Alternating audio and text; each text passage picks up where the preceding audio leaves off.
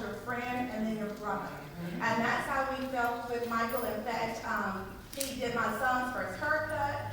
And actually, he's the reason today that my 15-year-old daughter doesn't have a perm, because he told me I would not know how to take care of it.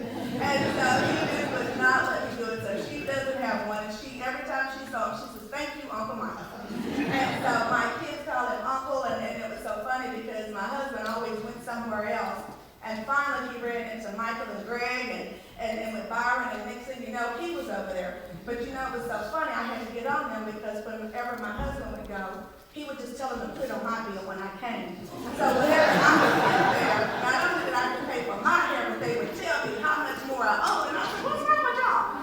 I said, "Let him handle his own." But you know, Michael was, from me stopping on the way to always getting us a coffee or some fruit or whatever he was into for that week. He always thought, "So what time are you coming? You need to stop by and get me." And then he made me work for my hair because I was sweeping up hair and I was cleaning up. So, and it's so funny because you do it with a smile, and then I paid it.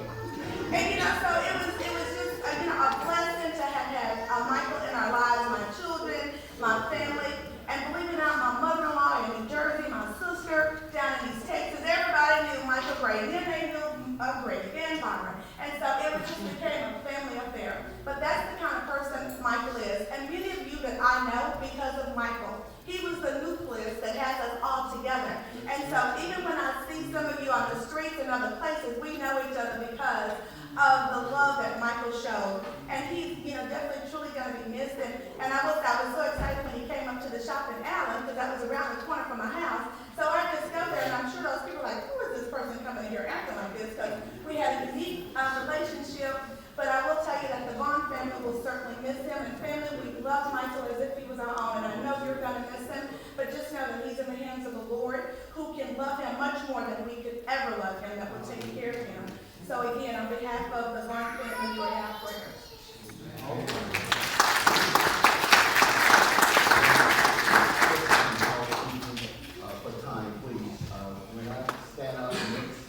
Next to you, I'm not posing for a picture with you. I'm really trying to get you to sit down. Okay?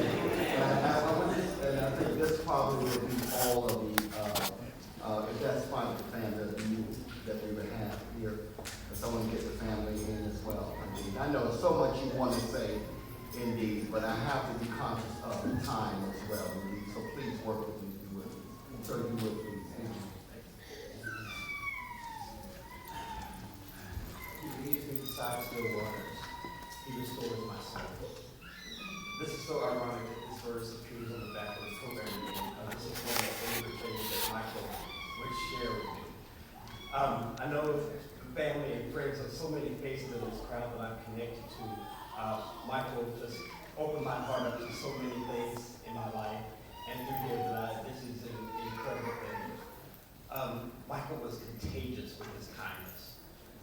So many times that I would not have a penny, Michael said, "Come to haircut, it'll make you so much better." So the words that passed, they just truly touched me. And yes, I've had to sweep the floor before my cut. So much work. My brother, my mother, my family, people that I know, people that I met on the street that knew Michael, just always appreciated that. And the one thing that I can say today that I'll take with me forever is that the kindness that this man has always shown will live with me forever. And I hope it becomes contagious with everyone here today.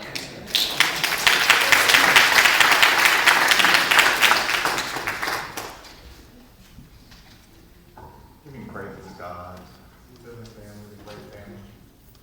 I'm Derek Bennett, and I couldn't sit without saying something. Michael has been doing my hair since I was 18 years old, and I'm 43 now. And when I think about how we used to joke and the thing that comes to my mind is I used to always tease myself, say, "Michael, man, you know when I die, you gotta do my hair." He's like, "Oh, I'm getting too broke up, Michael, they do your hair."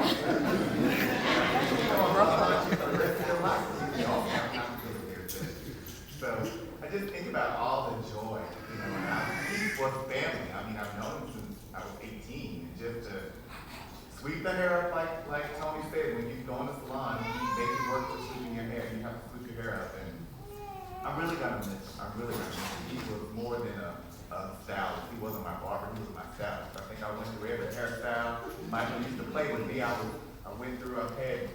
high top fade, I had my hair like Halle Berry, he did it all. And he always said at the end, he would say, "Derek Bennett, I beat your hair out today." He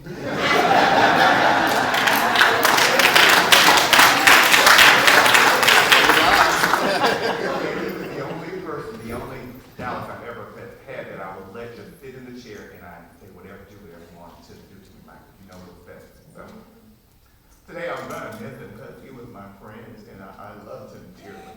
And I just want you guys to know that I love you guys. And I'm always here.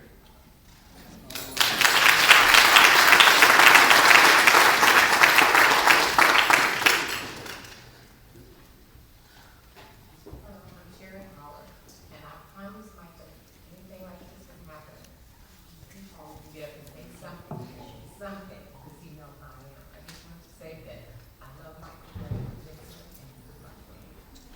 I'm glad Derek went to hunting because I heard the conversation.